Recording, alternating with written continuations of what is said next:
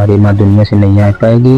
अब गोरे कह रहा अपने भाई से तुम रख लो, तब हमारी माँ कह रही हम नहीं रहेंगे, तुम्हारे साथ रहेंगे गोरे साथ। इसलिए गोरे और सुरेश मुन्नू हत्या कर दिया है, टावर के नीचे गाड़ दिया है। कानपुर में 7 बच्चों की मां को उसके प्रेमी ने मारकर जमीन में दफना दिया। 10 महीने तक राज छुपा कर रखा। इसका खुलासा तब हुआ जब महिला अपने बेटे के बुलाने पर शादी में एक घर नहीं पहुंची। बेटा प्रेमी के घर पहुंचा तो मां नहीं मिली। प्रेमी से पूछा तो उसने कहा तुम्हारी मां अब कभी नहीं आएगी। इसके बाद बेटे को शक के आधार पर प्रेमी के खिलाफ पुलिस में शिकायत दर्ज कराई। पुलिस ने प्रेमी को पकड़कर सख्ती से पूछताछ की तो उसने जुर्म कबूल कर लिया।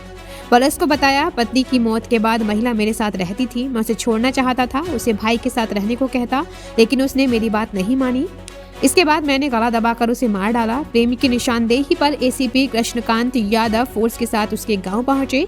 गांव में टावर के पास बुधवार रात 11 बजे जमीन खोदी गई। टॉर्च की लाइट में 7 फीट गड्ढा खोदने पर महिला का कंकाल बरामद हुआ। कंकाल बैठी हुई स्थिति में था। फोरेंसिक टीम ने मौके से सबूत जुटाए। इसके बाद कंकाल को पोस्टमार्टम के लिए भेज दिया। मामला सजादी थाना क्षेत्र के टिकवानपुर गांव का है। टिकवानपुर गांव के रहने वाले बबलू ने बताया मैं और मेरे 4 भाई और 3 बहनें हैं। इनमें से 2 बहनों की शादी हो चुकी है। 3 साल पहले मेरे पिता रामबाबू संखवार की मौत हो गई।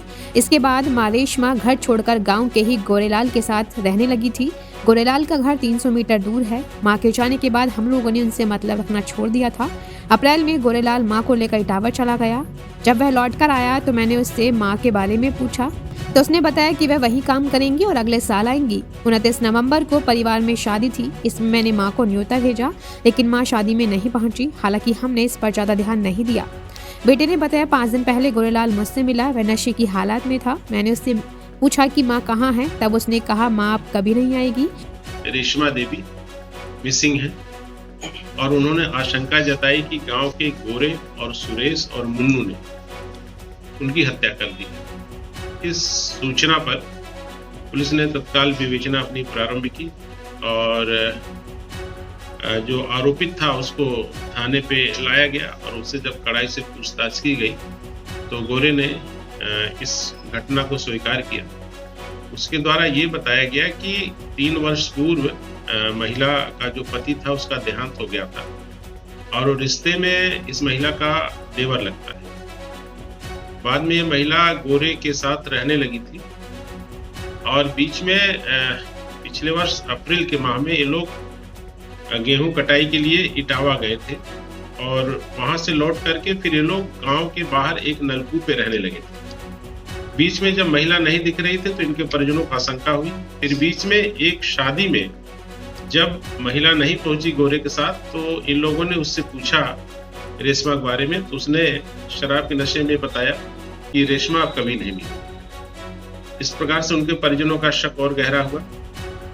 फिर इसमें पुलिस ने बहुत तत्परता पूर्वक और गहराई के साथ विवेचना की है और अभियुक्त की निशानदेही पर जहां उसने रेशमा को मार करके जिस जमीन में उसको गाड़ा था वहां पर उसकी खुदाई करके नियमानुसार और वहां पर कंकाल को बरामद किया है।